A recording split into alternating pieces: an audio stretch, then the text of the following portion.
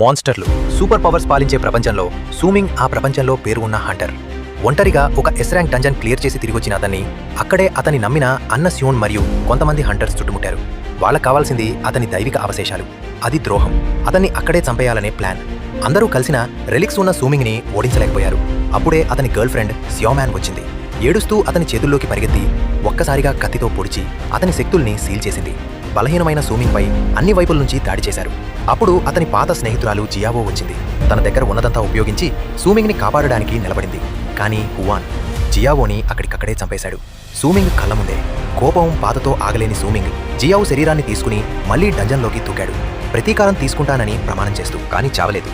కళ్ళు తెరిచేసరికి అతను గతంలోకి వెళ్ళిపోయాడు. ఇప్పుడు అతను ఒక హై స్కూలర్. పవర్లు అవేక్ అయ్యే అదే రోజు స్టూడెంట్స్ ఒక్కొక్కరిగా తమ టాలెంట్లు అవేక్ చేస్తుంటే సూమింగ్ మళ్లీ జియావోని చూస్తాడు. ఆమెకు నెక్రోమాన్సర్ అనే హిడెన్ క్లాస్ వస్తుందని అతనికి ముందే తెలుసు. ఇప్పుడు సూమింగ్ వంతు. మునుపట్ల గాడ్ ఆఫ్ రెలిక్ కూడా అతనితో పాటు వచ్చేసింది. ఈసారి అతనికి దొరికింది చాలా శక్తివంతమైన టాలెంట్, స్వాట్ గాడ్. సూమింగ్ తన అసలైన శక్తిని దాచుకోవాలని నిర్ణయించుకుంటాడు. అందరూ అతన్ని బలహీనుడని ఎగతాళి చేస్తారు. కానీ ఒక్కరే అతన్ని నమ్ముతుంది, జియావో. ఇది my starting talent is mythical అనే వెబ్టూన్లో జరిగే కథ.